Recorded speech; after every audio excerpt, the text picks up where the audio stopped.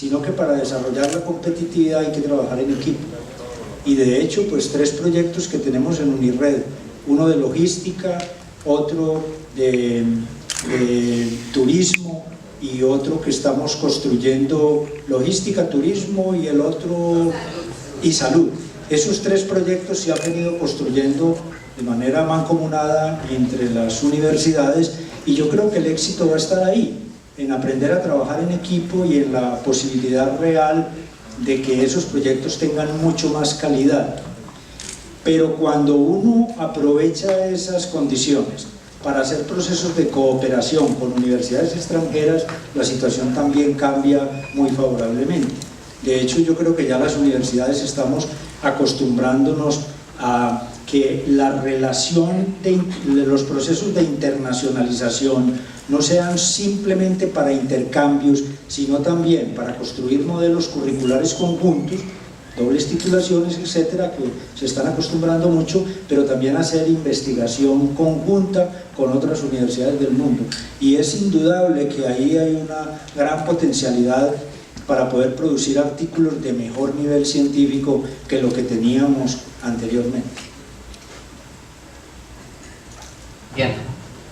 Sí, nosotros desde Ruta N en Medellín para la ciudad estamos basando nuestro quehacer en 4 grandes pilares. Tiene que ver con la cultura, el talento humano, el dinero, lo mencionaba Claudia ahorita en su charla, y hay un 4º elemento que son las conexiones.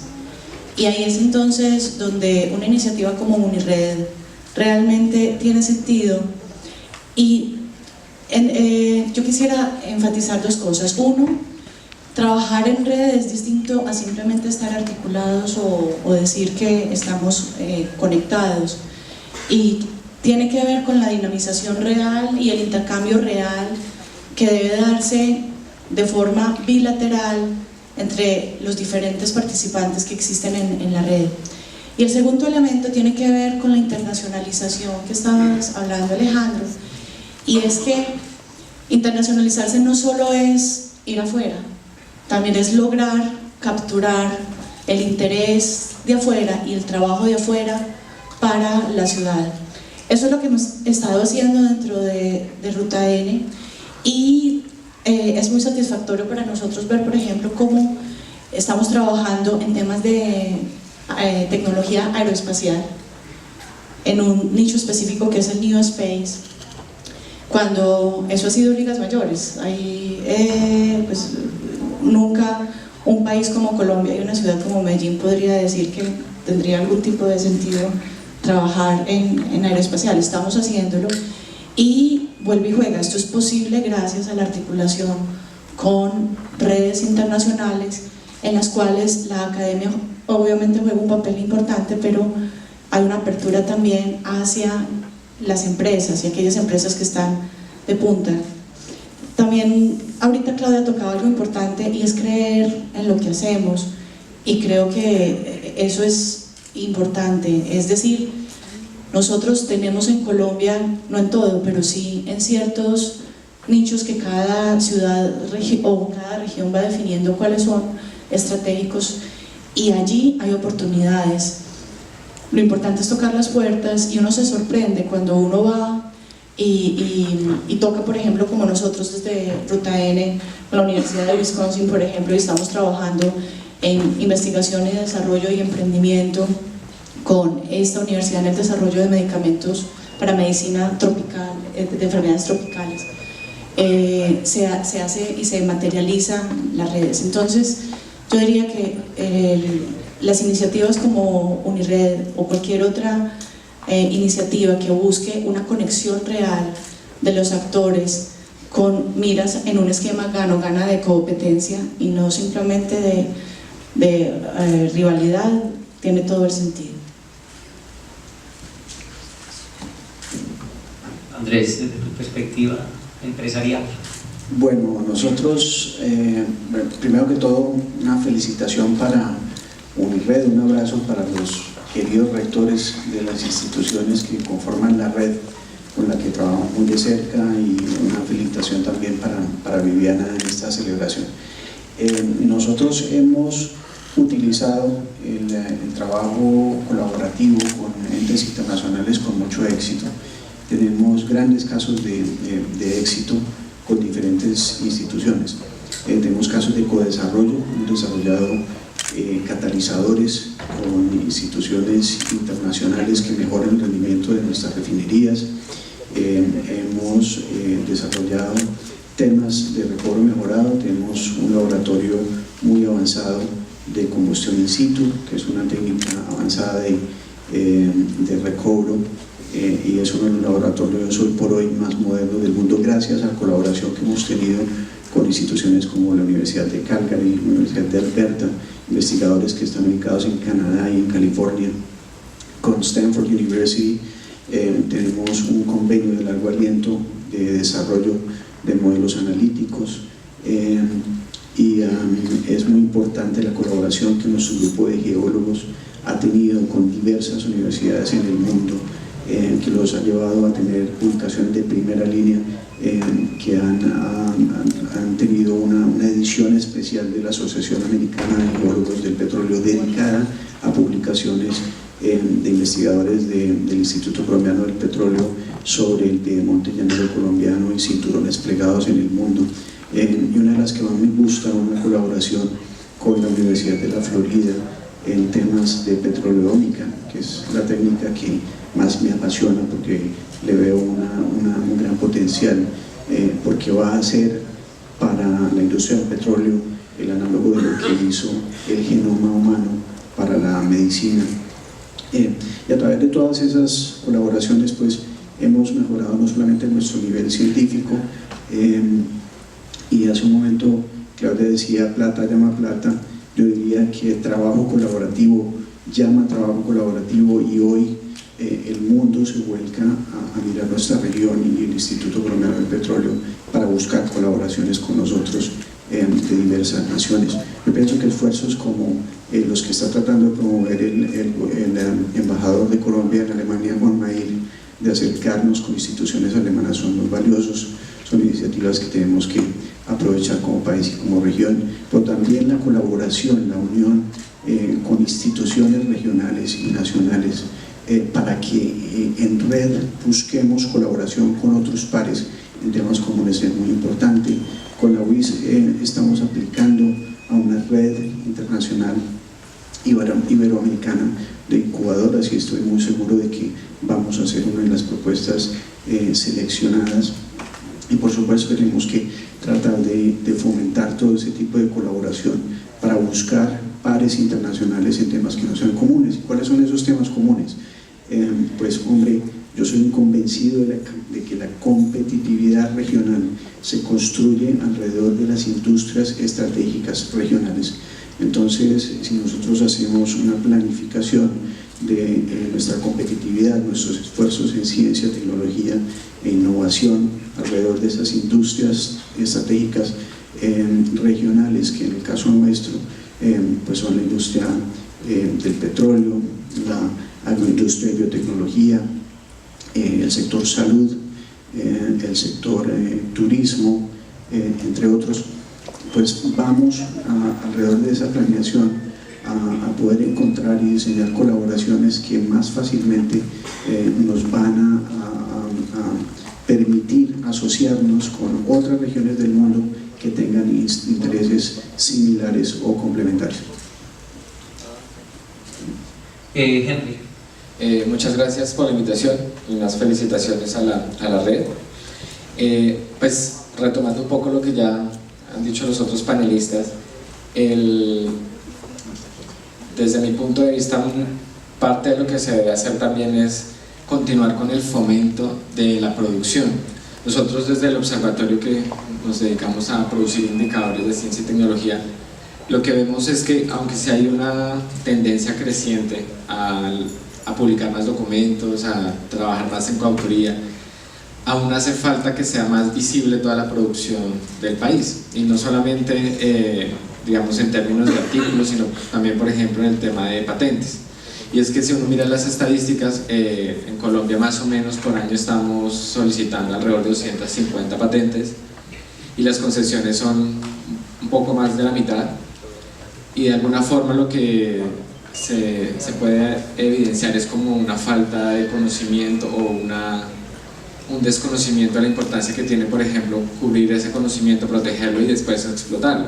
Entonces, parte de lo que yo pienso es que se debería continuar con este proceso de divulgación, de promoción de la producción científica del conocimiento, y que de alguna forma los colombianos seamos más visibles, y que a la hora de buscar, por ejemplo, un proyecto, alguna producción en coautoría, pues no necesariamente estamos nosotros que salimos a buscar a otras, digamos, otras partes, otros pares, sino que también tengamos ese reconocimiento, que empecemos a generar esa buena imagen y que también en algún momento sean a nosotros a quienes nos busquen. Y desde ese punto también yo creo que algo que podría también trabajar la red es acerca de fortalecer las relaciones con instituciones externas, sobre todo buscando estos tipos como de estancias o de programas de investigación donde los investigadores locales, los empresarios, tengan acceso a otra infraestructura, a otros conocimientos que les permitan de alguna forma generar un conocimiento más avanzado, de mayor grado de novedad, y a la vez que se articulan con usuarios externos o con gente en el exterior, también generamos visibilidad para los que están en Colombia. Entonces básicamente son como esas cosas que yo veo que desde la red se podrían fomentar. Bueno, gracias. Hasta aquí como algunas de las apreciaciones sobre la importancia de la red, la cooperación científica.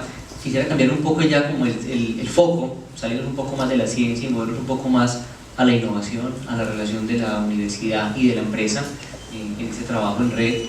Cuando tomamos por un lado los datos de la encuesta de desarrollo e innovación tecnológica, que es la EDIT, que es la encuesta que pregunta a los empresarios del país sobre su actividad innovadora, en esa encuesta podemos sacar los datos, sobre todo para manufactura, que tan solo el 4% de las empresas que reportan actividad de innovación o que tienen actividad de innovación lo reportan en algún relacionamiento con las universidades. Es una cosa bastante preocupante de alguna manera. Y luego cuando vamos a mirar a las universidades, que lo hacemos a través de, nuevamente, nuestro modelo de medición de grupos de investigadores, recuerden que hay una categoría que recoge todos los productos y se llama la categoría de desarrollo tecnológico e innovación, que son los productos que tienen más esta orientación a la transferencia y al trabajo empresarial. Y la cifra es casi que la misma, es también un 4,2%, es decir, de toda la producción y actividad científica, académica, el 4% va orientado a ese tipo de productos. Entonces realmente las dos afirmaciones tienen alguna validez. Adicionalmente, cuando tomamos también y hacemos un inventario de los proyectos que ha recibido Colciencias en los últimos 4 años para solicitar financiación, que son del orden de 10.800 proyectos, vemos que el 64% de todos esos proyectos son presentados por agentes de un solo sector, es decir, o sector educativo, esa es la cifra, sector educativo o sector empresarial o sector gobierno, por un agente del sector. Cuando miramos las proporciones por la naturaleza de Colciencias, pues el 95% son del sector educativo. Y cuando miramos de esos 11.000 proyectos, que es casi la cifra, vemos que solamente hay 20.000 participantes, es decir, en promedio, mal contados, 2 instituciones por proyecto.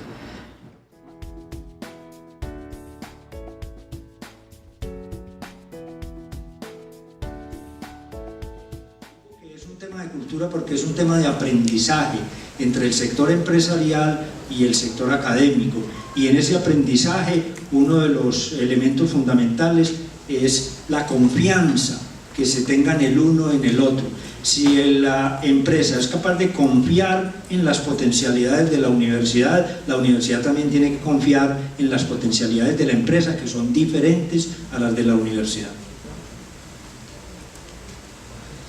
Nosotros en Medellín tenemos un panorama todavía más grave, y es que solo el 2% de los proyectos que se desarrollan en temas de ciencia, tecnología e innovación están en compañía la universidad y la empresa. O sea, estamos incluso por debajo de las estadísticas que nos presentas.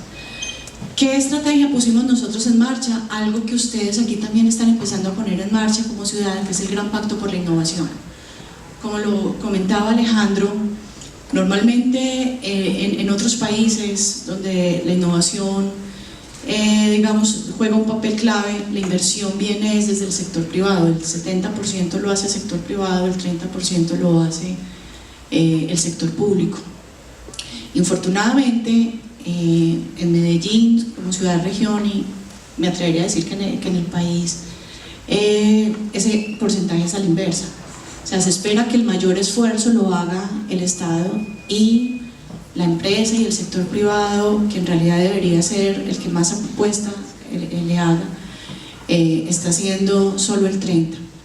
Entonces nosotros en Antioquia dijimos, oiga, ¿cómo hacemos para poder invertir esta inversión?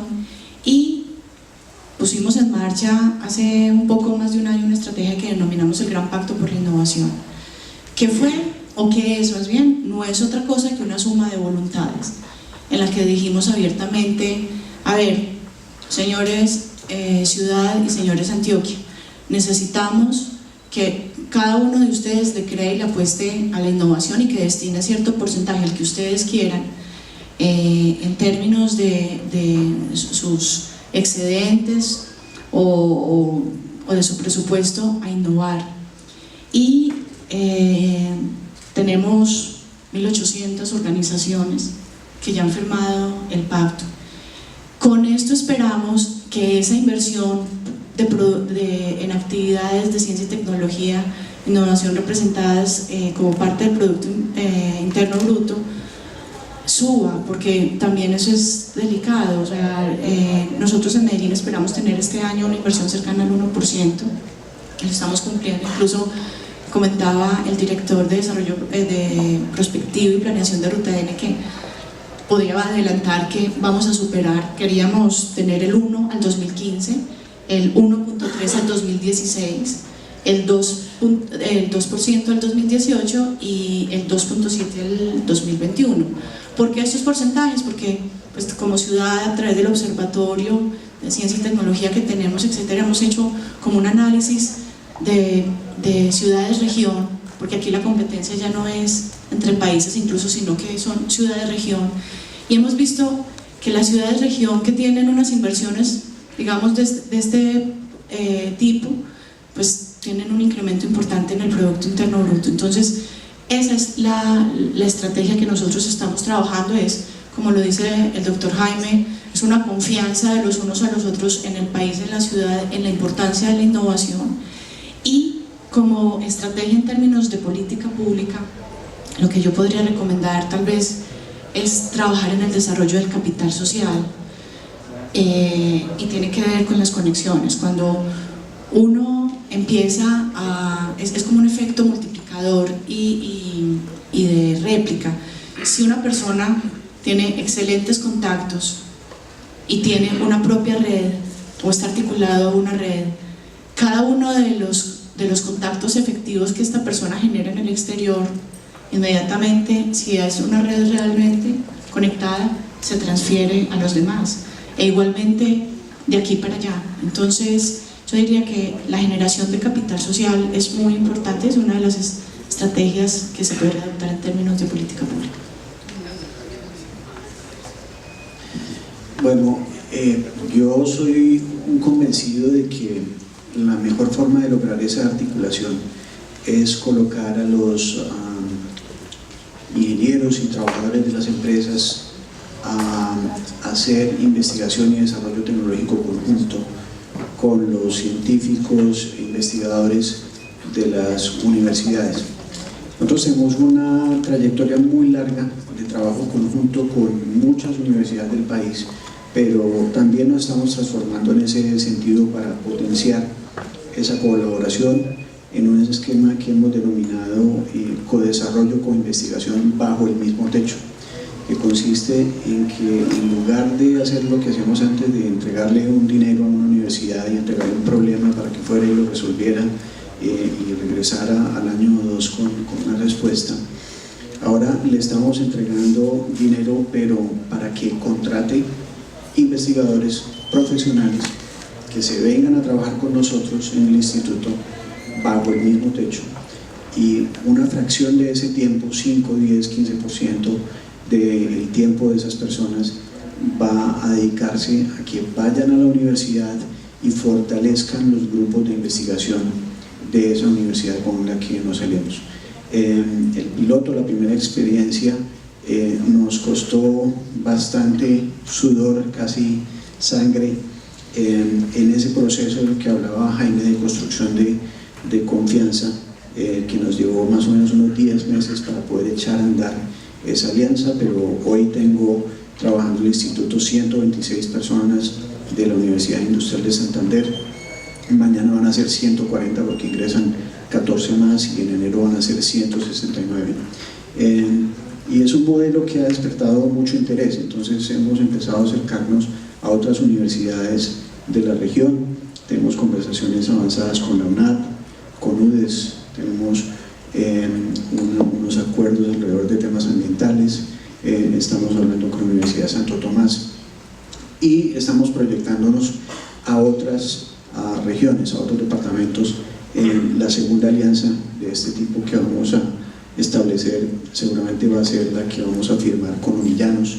La construcción de esa segunda alianza nos ha tomado muy poco tiempo, llevamos más o menos un mes de conversaciones, mes y medio, y estamos a punto de firmar ya el convenio marco. La tercera seguramente va a ser o con la universidad, otra de las universidades locales, o con la Universidad del Quindío, con quienes también tenemos ya unas primeras conversaciones. Y queremos entrar dentro de ese modelo. Es una de las iniciativas de política pública, es justamente fomentar ese tipo de alianzas de co-investigación y co-desarrollo bajo el mismo techo. Hay otros mecanismos que estamos impulsando, mecanismo de innovación abierta, donde este año lanzamos un concurso donde estamos logrando dos cosas. Primero, tener un operador local, que es Unired. Unired está operando el concurso de innovación abierta que lanzó el Instituto Colombiano del Petróleo, donde formulamos dos retos a la comunidad científica, pero también empresarial, y donde las propuestas tienen un puntaje base, pero si vienen propuestas consorciadas, consorcio entre academia y empresa, pues tienen un puntaje adicional, un 35% de puntaje adicional. ¿Y qué resultados tenemos? Recibimos 5 propuestas para cada uno de los 2 desafíos, ya revisamos y hay propuestas de muy buena calidad, y la gran mayoría de ellas, 8 de 10 propuestas, provienen de consorcios entre la academia y una empresa. ¿Eso qué facilita y qué favorece? Pues acerca a un grupo de investigación de la universidad a una empresa, de modo tal que el desarrollo de la solución tecnológica sea más fácilmente transferible, comercializable, que la empresa se dedique a fabricarlo y a generar una regalía para esos proponentes. Entonces, otro mecanismo de política pública que se debe fomentar es el de la innovación abierta. Y finalmente, el tercer ejemplo es, ya pensando en el instituto como centro de desarrollo tecnológico, es el co-desarrollo, donde estamos aliándonos con empresas de base tecnológica pequeñas, pero muy innovadoras, para hacer desarrollos conjuntos de manera muy rápida. Tenemos un caso de éxito con una empresa con la que en 4 meses desarrollamos 2 tecnologías. Hay una de esas que ya la probamos en el campo con éxito, con tal éxito que los mismos campos nos pidieron: necesito esa misma herramienta para estos otros diámetros. Eso generó una nueva acta de cooperación. Y la primera herramienta, el diámetro original exitoso que ya se probó en campo, ya pasó por el proceso de licenciamiento. Acabamos de licenciarlo la semana pasada y la empresa pasa a producir, ya a masificar y instalar la tecnología en el campo. Ya tiene pedidos por más de 50 herramientas. Creemos que el año entrante va a vender más de 100 de estas herramientas, cada una vale unos $12.000. Creemos que va a tener unas ventas anuales que superen el $1 millón. Entonces, instrumentos de política pública que fomenten todos estos mecanismos de colaboración y articulación entre la academia y la industria en pro de la innovación, es lo que debemos proponer. Algunos de ellos son parte de nuestro plan y acuerdo departamental de ciencia, tecnología e innovación. Muchas gracias, Andrés. Henry. Pues Estoy de acuerdo en lo que decía el doctor Jaime sobre la cultura. Yo creo que muchas de las diferencias están también en la misma naturaleza de los actores. Entonces, digamos, si nos vamos al caso empresarial, la noción de producir una innovación siempre está enfocada en la rentabilidad, en la productividad, mientras que en el caso del investigador, de la academia, pues tiene otros motivos y otro propósito a la hora de generar una investigación y desarrollar un proyecto. Entonces, parte de lo que considero se debería trabajar es algo de lo que mencionaba el doctor Andrés, sobre esos espacios de intercambio, donde el investigador puede estar dentro del mercado laboral, dentro del sector productivo, y darse cuenta de en qué cosas él podría de pronto aportar más. Puede ser en términos de tiempo que se demore en desarrollar su proyecto, en hacer unas pruebas, de tal forma que, por ejemplo, para la empresa se reduzca la incertidumbre que tiene invertir en un proyecto tan, digamos, costoso. Y en el caso del empresario también, que tenga un tiempo en el laboratorio, en el centro de investigación, donde se dé cuenta qué es lo que está pasando cuando llega el prototipo o le llegan a vender una idea novedosa, qué filtros ya pasó y qué proceso ha llevado. Entonces yo creo que es parte de esa cultura de conocer al otro, pero también parte de la confianza, porque muchas veces el académico entonces como que tiene un desconocimiento y una desconfianza en qué va a pasar con mi idea, si la desarrollo, si de alguna forma va a quedar en manos de un tercero y si la va a explotar, qué beneficio recibo. Se han hecho cosas importantes y se ha fomentado a través de diferentes programas donde se incentiva a financiar proyectos de investigación, lo digo en el caso de Colciencia, donde se busca que la empresa o el empresario se presente acompañado de un grupo de investigación, de un centro de investigación, de una universidad, y eso es favorable, o sea, eso hace que sea visible los resultados de ese tipo de proyectos, y digamos que es una estrategia que es eficiente. Tal vez otra de las cosas que podría hacer es lo que mencionaba el doctor Andrés, de innovación abierta, y es buscar más espacios donde se permita esa articulación, donde de pronto se pueda despegar una parte del tema de los recursos de la financiación, que sea más como un ejercicio donde se pueda evidenciar cómo se articulan esas capacidades. Yo creo que esas son como cosas que se podrían trabajar, y el tema de la inserción ahora me parece que es clave como para generar esa confianza en ambos sentidos. Gracias, Henry. Bueno, vamos llegando al final, entonces vamos a permitir un par de preguntas del público. Diríamos que fueran dirigidas a uno de los panelistas particularmente, y a los panelistas les pediríamos que la respuesta fuera entre 30 segundos y un minuto para poder ir a la conclusión y que sigan el festejo allí afuera. ¿Quién se atreve o está con deseos de plantear una pregunta a nuestros panelistas? Todo muy claro, todo muy confuso.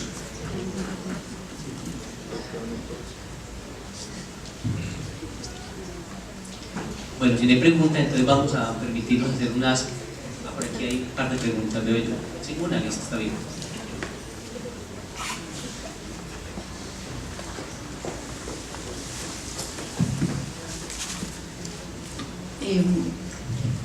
Pues no se la voy a dirigir a uno en particular, pero el que la quiera responder. Este tema de política pública me parece de lo más importante, y digamos que en todas las respuestas hay un punto que desde la institucionalidad yo he vivenciado y me parece bastante complejo, y es que la falta de continuidad frente al ejercicio, sobre todo desde la política nacional, pues es desastroso para las regiones.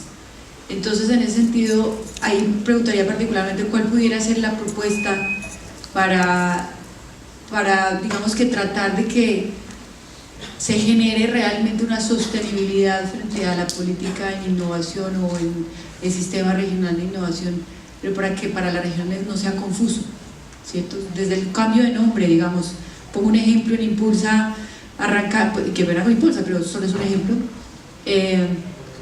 Hablamos de emprendimiento, luego hablan de emprendimiento dinámico innovador, después de emprendimiento alto potencial y después de no sé qué. Entonces uno al final es, pues, o cuál es. Y ahora hablamos de emprendimiento de base tecnológica, entonces estamos cambiando de emprendimiento o cuál es la razón. Entonces yo quisiera hacer esa pregunta, porque muchas veces las regiones nos sentimos confundidos. Entonces pues desde Bogotá las provincias como que no participamos o de pronto no tenemos mucho pienso, entonces pues allá es donde se define todo. Entonces esa sería la pregunta. ¿Quién se atreve a responder semejante cosa? Yo complemento, ¿no? Yo creo que me toca, estoy obligado a hacerlo. No, yo creo que, primero a mí me parece que la política de ciencia, tecnología e innovación en el país como Estado está por definirse. Eso está en veremos.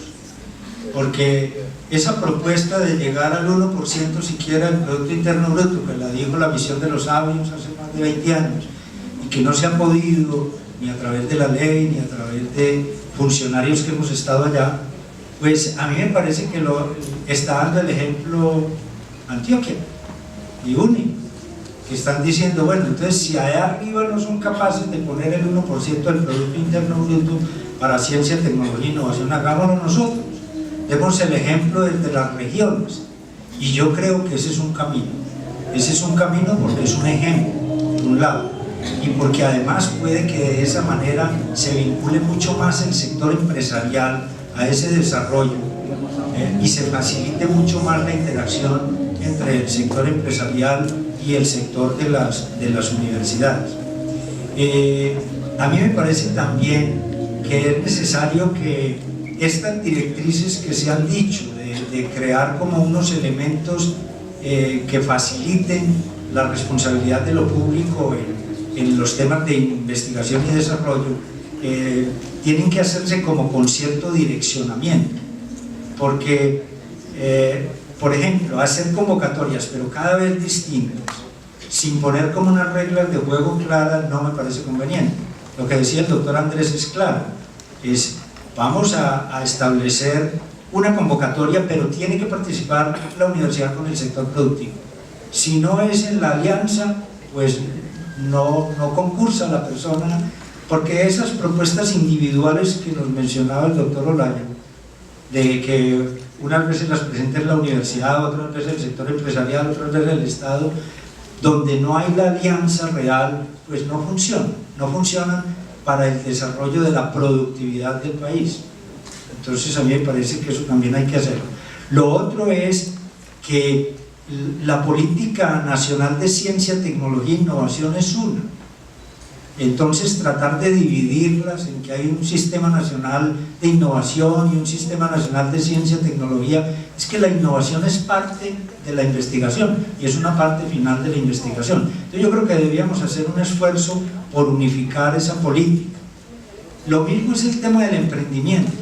El tema del emprendimiento no es yo quiero ser emprendedor, entonces voy a formar a los estudiantes para que sean emprendedores y salgan ¿a qué? A hacer ¿qué empresas? Las empresas tradicionales que estamos acostumbrados a ver, que entonces voy a montar una fábrica de arepas y las unas son con un producto y las otras con otro, y entonces se nos van las grandes ideas en pequeñas cosas que no resuelven el tema. El emprendimiento es también una cultura del emprendimiento, y la cultura es todo un proceso desde los primeros años de las carreras donde se vayan dando los elementos del emprendimiento, porque el emprendimiento tiene que basarse también no solamente en una idea emprendedora, sino en una idea innovadora. Emprendimiento sin innovación no funciona. Entonces ese no es un tema de que yo formo un emprendedor porque va a crear una empresa apenas salga de la universidad. Todas las experiencias internacionales que hay en temas de emprendimiento es que las empresas nuevas se crean por personas que llevan 10 o más años trabajando con otras empresas y aprendiendo de innovación y aprendiendo de emprendimiento. Entonces hay que tener también una cultura alrededor del emprendimiento. Bueno, yo que, pero si quieren déjenme, le tomo la pregunta, pero yo que estoy obligado a responder parte de eso, porque ahora tengo una responsabilidad en ese sentido.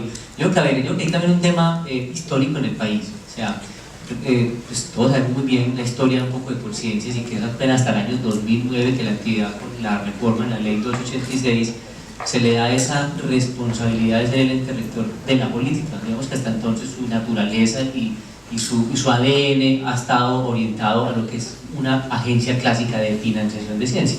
que es distinto a una entidad que hace política. En el mundo normalmente esas dos funciones están siempre separadas. O sea, la función de financiar lo hacen las agencias de financiación, puede ser un tipo impulsa que hace financiación, no es política, la política la hace su ministerio, que es el dueño de la política, pero en Colombia tenemos ambas en una sola institución. Entonces digamos que no es que antes del 2009 no existió leyes o política científica en el país, había sido poca, se espera que desde el 2009 con esa nueva función tenga mayor profundidad. Entonces el país no tiene una tradición fuerte de desarrollar política de ciencia y tecnología, lo que ha permitido, lo que no ha permitido tener, digamos, lineamientos muy estables en el tiempo, son casi que en el mismo conciencia. Eso nos impresiona a veces porque una convocatoria se cree que es una política, que la convocatoria de doctorado, la convocatoria de financiar es una política nacional en ese sentido, y eso no lo es, ese es el instrumento con el que se entrega la financiación. La política es otra cosa que tiene un tamaño distinto. De hecho, entonces ahora que estamos en conciencia desde que llegué, lo que hicimos fue crear un grupo que se llama la Unidad de Diseño y Evaluación de Políticas, tratando en principio de, con unos grupos de personas distintos, con un perfil diferente, que trabajan en una zona distinta, que tienen solamente la función de orientar, definir todo lo que son los diseños de las políticas. En principio para tratar de separar esa función de la financiación. Eventualmente eso tendría que escindirse a otro tipo de institución o a otro nivel y profundizar el sentido. Segundo, si no tenemos la misma tradición, digamos, institucional de la política, hay un marco superior todavía, porque lo que tenemos a nivel institucional está supeditado a los periodos de gobierno. Entonces yo, por más esfuerzo que haga, podré dejar una política como un COMPES o una política institucional de conciencias, pero siempre existe la posibilidad que en el siguiente gobierno esas políticas se alteren, se modifiquen, se cambien, porque así funciona nuestro sistema constitucional y democrático. Hay una instancia superior que es el marco de las leyes, por supuesto, pero también tenemos una muy baja tradición de legislación en temas de ciencia. En otros países del mundo tenemos comisiones especializadas en legislar en temas de ciencia. Entonces no es un tema que sea un tema, digamos, de conocimiento generalizado, ni siquiera en la sociedad misma, mucho menos de los legisladores. Entonces creo que todavía nos falta bastante a nosotros como comunidad científica, académica, como los empresarios, que los temas de ciencia e innovación sean un tema más masivo, que sean un valor superior en la sociedad, un tema de que todo el mundo quiere hablar, el ama de casa, el estudiante, el señor que conduce el taxi. Cuando esos temas se vuelvan tan populares, también los legisladores van a tener mayor atención en ellos, y eso permite tener leyes que sean más estables en el tiempo, que permitan un marco mucho más sólido. Yo creo que hay una tarea fundamental que hacer en ese sentido. Y me uno a lo que dice el doctor Jaime, es decir, las regiones tienen que también tener una autonomía. Yo también vengo de una región, por supuesto. O sea, las regiones tienen todos los instrumentos, tanto normativos como de voluntad para realizarlo. El ejemplo de Medellín es un buen ejemplo, donde políticamente se toma la decisión de destinar recursos a un plan de ciudad de ciencia y tecnología, y de su empresa EPM destinar el 7% de los excedentes a financiar ese plan. Se planteó a 10 años. Eso es dinero, o sea, eso es una voluntad política que se realiza en la ciudad, y se le suma la otra, la de los empresarios. Bueno, coloquemos el dinero y llega a esas metas, y por supuesto también toda la presión que se hay que ejercer en la política nacional para que complemente esa iniciativa regional. Ahí sí la pregunta que está allí para que termine. Okay. La pregunta va dirigida muy en particular al doctor Andrés del Instituto Colombiano del Petróleo, pero de pronto hay algún matiz que pueda ser complementado por alguno de los otros panelistas. En este contexto de diferencia de postura universidad-empresa, está un tema que es que dentro de la universidad hay un compromiso del trabajo integrado de las tres funciones misionales de la docencia, la investigación y la extensión, ¿no? Con ese discurso de trasfondo de que en Colombia todavía estamos en la universidad de primera generación en términos promedios generales, que es la que solo beneficia, la que solo atiende con fuerza la docencia, algunas, muy pocas, como universidad de segunda generación que atiende la docencia y la investigación, y apenas estamos como haciendo los pilos de la tercera generación, donde se atiende con fuerza e integrada las tres funciones misionales. Y creo poder afirmar con datos y con evidencias que el Instituto Colombiano del Petróleo, e inclusive antes con su división de desarrollo tecnológico, antes de que se creara el Instituto Ecopetrol, ha estado como como esa, creo yo, entidad pionera de ese trabajo de integración Estado a través de apoyar procesos de conciencias y a universidades, muy en particular con la UIS por su marca de origen regional e histórico común. Pero el tema específico es que me parece que se han abandonado esos ejercicios que le han permitido a la universidad hablar con Ecopetrol y con el Instituto Colombiano del Petróleo y trabajar en conjunto con Ecopetrol y con el Instituto Colombiano del Petróleo en esa integración, es particular a través de la formación de magíster y de doctores, en particular de magíster en un convenio que en un solo convenio se combinó la formación de 45 magísteres, ¿no? Que eso fue algo espectacular, ¿no? Pero también en que los funcionarios de la empresa los mandaban a hacer doctorados en los doctorados del país, ¿no? En algunos en particular, pero también en el sentido de que se hacía una especie como de promoción de los estudiantes de maestría y doctorado brillantes, hacían trabajo de grado soportados con proyectos presentados conjuntamente por el instituto y alguna universidad a proyectos de conciencia, y ahí se formaba ya en campos específicos de aplicación en Ecopetrol.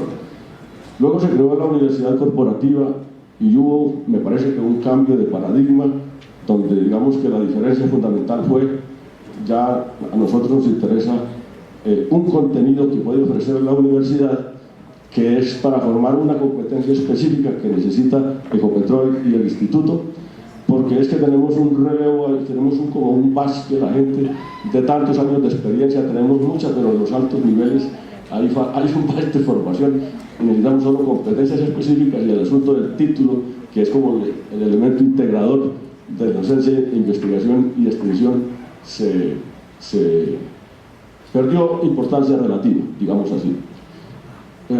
Digamos que después de esta perorata, la pregunta sería, ¿cómo? O bueno, de estos antecedentes, la pregunta es si habría una expectativa de recuperar lo que, en mi opinión, fue una manera más integral, más estrecha de trabajo, ¿no? Y bueno, que la experiencia de la universidad corporativa y el cambio de paradigma, cómo los han sentido en sus resultados, ahora que ya tienen un periodo temporal de evaluación.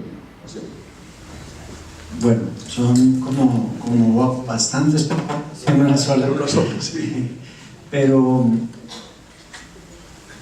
agradezco ese reconocimiento que le haces a Ecopetrol y al Instituto en esa labor de muchos años de integrarse a la academia y de trabajar conjuntamente. Varias de esas iniciativas que mencionas siguen vivas. Por ejemplo, el año entrante se va a lanzar nuevamente el premio Ecopetrol a la innovación, donde Ecopetrol, en un convenio con Impulsa, van a premiar a los mejores investigadores, profesores, a los mejores tesistas, las mejores tesis, y también a emprendedores, en un esfuerzo que tengo que decir que en este contexto de precios bajos del petróleo, pues demuestra un gran compromiso de la empresa a darle continuidad a ese tipo de esfuerzos. Tenemos convenios con muchísimas universidades del país, pero de nuevo estamos queriendo reconfigurarlos hacia esa co-investigación y co-desarrollo bajo el mismo techo. Difícil pensar en una integración más estrecha que el tener al investigador, al científico de la universidad y al investigador, al ingeniero, al científico de la empresa, colaborando en el día a día de todas las semanas en pro de un plan de trabajo acordado de manera común y que beneficia mutuamente a las partes, compartiendo propiedad intelectual, autoría en las publicaciones, productos tecnológicos conjuntos, potenciales patentes y potenciales regalías y beneficio conjunto para las partes. Pero con un ingrediente importantísimo: el modelo es un modelo de fortalecer los grupos de investigación de las universidades. ¿Por qué es eso importante? Porque si se fortalecen los grupos de investigación de las universidades, se fortalecen los programas académicos y sobre todo da la oportunidad de generar programas de posgrado estables, tanto de maestría como de doctorado nacionales. Digamos que uno de las cosas discutibles y debatibles, tiene aspectos muy buenos, por supuesto, de una de las iniciativas, no la llamaría yo política, como mencionabas, de Colciencias, es el plan de doctorados que promueve la entidad, que consiste en enviar personas, en su mayoría, a universidades extranjeras a formarse. Eso es muy bueno porque da conexión y exposición a lo que se está haciendo en esas instituciones. Pero nosotros necesitamos formar y consolidar los programas de doctorado en el país que generen la ciencia y la tecnología que necesitan nuestras industrias estratégicas nacionales y regionales, y el fortalecer los grupos de investigación es la avenida para tener unos programas muy sólidos de maestría y de doctorado. Eso va a fortalecer las escuelas, por supuesto va a fortalecer las universidades y va a generar más resultados y de mejor calidad. En cuanto a la universidad corporativa, como bien indicas, es una iniciativa que se fundó dentro de Ecopetrol para cerrar un conocimiento de personas que se iban a jubilar. Ese ciclo ya se cumplió, esa misión ya se cumplió, y la universidad necesita repensarse. Desde el instituto estamos tratando de que la universidad se oriente ahora a cerrar las brechas de conocimiento que tiene la empresa para ser más competitiva y más sostenible, y ese va a ser el ciclo siguiente seguramente de la universidad corporativa. Bueno, muchas gracias en principio a los panelistas y a todas las preguntas. Yo voy a ir concluyendo ya con los principales puntos de encuentro que se han planteado el día de hoy como manera de memoria de este panel como para la audiencia. Pues en primero, creo que en esa primera dimensión donde explorábamos la cooperación científica en su perspectiva internacional, hay un consenso generalizado en la mesa en que es una estrategia adecuada para mejorar los niveles de ciencia del país y desempeño científico de los grupos. También se menciona que es muy importante el tema de la focalización, es seleccionar áreas, temas donde se tenga relevancia esa cooperación, tanto desde la perspectiva académica como eventualmente para nutrir la dinámica empresarial. Y finalmente, que la cooperación internacional no es solo ir a visitar gente, sino que también hay que traer el mundo al país y a Colombia, y que eso es una perspectiva que hay que profundizar de manera importante. Luego, en relación a la innovación y a la relación entre la universidad y la empresa, creo que también hay un consenso importante, que esto es como terapia de pareja, hay que hablar y hablar del tema, y con eso se construye la confianza, que es un activo fundamental para acercar la empresa a la universidad. Entonces este tema hay que hablarlo en este foro y en 100 y en 1000 foros más por todo el país para generar esa confianza, encontrar ese lenguaje unificado que permita que tanto los empresarios como los académicos se entiendan, nos entendamos cada vez mucho mejor. Y creo que lo que nos plantean aquí de los pequeños casos de éxito, pequeño entre comillas, para cuando lo ponemos en dimensión del país, pero son casos puntuales, iniciativas puntuales de una empresa que nos cuenta cómo lo ha hecho, con un tema particular, con una empresa en particular, con un emprendedor, esos casos demostrativos, dejar de hablar tan en teoría, como muchas veces lo acostumbramos a hacer desde la academia, y empezar a mostrar mucho más para esa relación universidad-empresa pequeños casos de éxito, y esos pequeños casos de éxito se vuelven en el derrotero, la ruta a seguir, a continuar para poder reflexionar más adelante cómo se está haciendo. Y finalmente, pues explorar los temas de la inserción laboral en doble sentido, pasantías, movilidades, académicos en empresas en universidades, eso va a generar mucho más esa confianza. Y finalmente, como última conclusión, diría que el llamado a la regionalización, al liderazgo regional, a crear los propios mecanismos que la región necesita, nadie más que cada persona y grupo empresarial o académico de la región para entender su región, saber qué tiene sentido, qué es realizable, allí entonces el liderazgo regional para que todos estos sueños se vuelvan realidad. Creo que hasta allí podríamos como concluir con la discusión. Muchas gracias por la invitación a todos.